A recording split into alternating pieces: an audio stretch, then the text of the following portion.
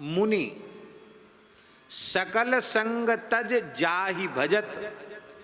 ऋषि मुनि महात्मा समस्त प्रकार की आसक्तियों का त्याग करके जिनका भजन करते हैं।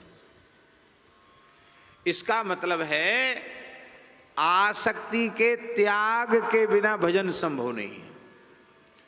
आसक्ति सहित जो भजन होगा ना, आसक्ति भगवदासक्ति नहीं, विषयासक्ति।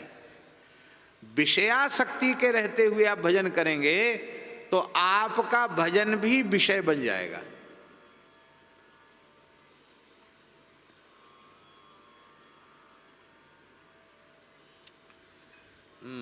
करके दिखा दें। सीताराम सीताराम सीताराम सीताराम सीताराम। बेटी को ब्याह है जाए, सीताराम सीताराम सीताराम सीताराम। अच्छा घर मिल जाए, सीताराम सीताराम सीताराम। अच्छा बड़ी नौकरी वाला जिसमें ऊपर की कमाई हो, सीताराम सीताराम सीताराम।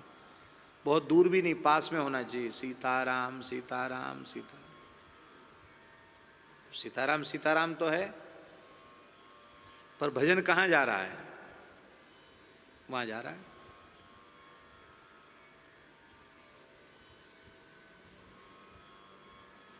एक एक नाम श्री ठाकुर जी के चरणों में जाए। हे नाथ, हमें कुछ नहीं चाहिए, केवल और केवल आपके युगल चरण कमल चाहिए, कुछ नहीं चाहिए। जो कुछ आपने कृपा करके दिया है यह भी ले लो, केवल आप अपने युगल चरण कमल हमको दे दो। हे नाथ, क्योंकि देखे बिन रघुनाथ पद जिय की जरनी न जाए। संसार में कहीं भी ममता है, आसक्ति है और भजन बन रहा है तो वो उसका फल व्यभिचरित हो जाएगा संसार की वस्तुओं में। इसलिए भजन की त्रिसूत्री एक बार हमने बताई थी, थोड़ी विस्तार से भी बताई थी, अब केवल सूत्रात्मक रूप से कह रहे हैं।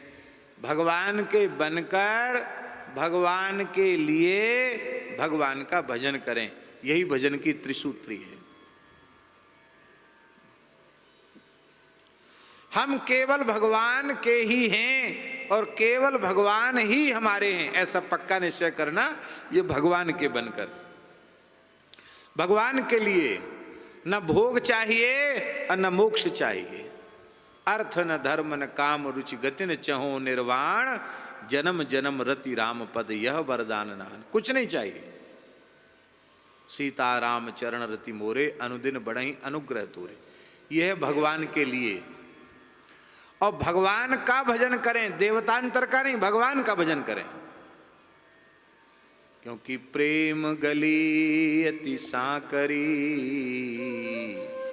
या में द्वे न समान। हम मने नहीं कर रहे हैं, कात्यायनी पूजन का निषेध बिल्कुल नहीं कर रहे हैं। ब्रज कुमारिकाओं ने कात्यायनी भगवती देवी का पूजन किया और वरदान मांगा, नंद गोप सुतम देवी पतिम में कुरुते नमः कात्यायनी महामाये महायोगिन्यधीश्वरी, नंद गोप सुतम देवी पतिम में कुरुते नमः। सबको भगवान मिले पति रूप में कि नहीं मिले? मिले, मिले। कितने दिन बाद मिले? अगहन पूर्णिमा को भगवान ने वरदान दिया था।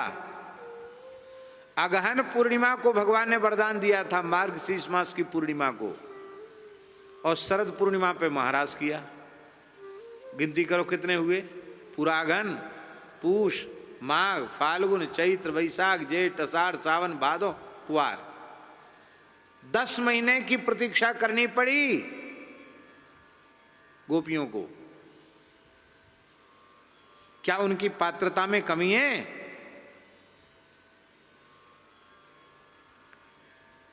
यद्यपि उसके सभी भाव आचार्यों ने भागवत जी की टीका में दिए हैं और यथा समय हमने उनकी चर्चा की है, लेकिन हम जो बहुत बारीक बात कहना चाहते उस पर ध्यान दीजिए। हम ये कहना चाहते हैं कि गोपियों ने ये करके दिखाया कि यदि हम सीधे कृष्ण का भजन करती तो सीधे मिल जाते, 10 महीने की प्रतीक्षा नहीं करनी पड़ती। एक वाया और एक सीधे।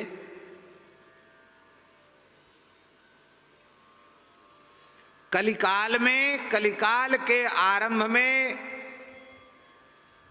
तमिलनाडु प्रदेश में, दक्षिण भारत में विष्णु चित्ती आलवार की पुत्री गोदाम्बा जी, उन्होंने सीधे श्री कृष्ण को भजा।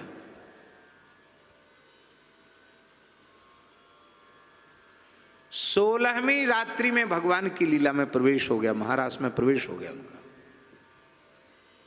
जिनको रंगनायकी कहा जाता है। रंगनायकी क्या कहा जाता है? श्री गोदा रंगनायकी। रंगनायक, रंग भगवान की नायकी है, उनकी प्रियतमा है।